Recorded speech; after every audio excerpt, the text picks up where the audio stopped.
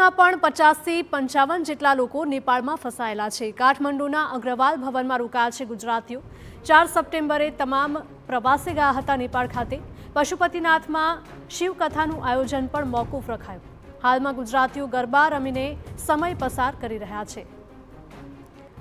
તો રાજકોટના ગુજરાતીઓ સુરક્ષિત હોવાનો જિલ્લા કલેક્ટરનો દાવો છે। રાજકોટના તમામ પ્રવાસીઓ પણ સુરક્ષિત છે। કેટલાક લોકો ફ્લાઇટ અને અન્ય માધ્યમથી ગુજરાત માટે રવાના થઈ ગયા છે।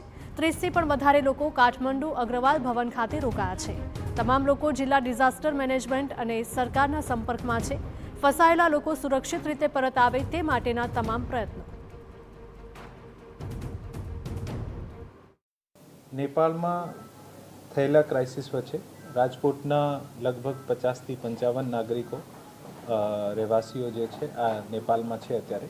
આ તમામ રહેવાસીઓ સાથે રાજકોટ જિલ્લા collector office, NRG foundation, state emergency operation centre અને ભારતના પણ વિદેશ મંત્રાલય જે છે આ તમામને સાથે અને સાથે વાતચીતમાં છે। રાજકોટમાં જે લગભગ 50 થી 55 જેવા રહેવાસીઓ જ્યાં છે આમાં મોટા ભાગે જે છે અગ્રવાલ ભવન કાઠમાંડુમાં છે।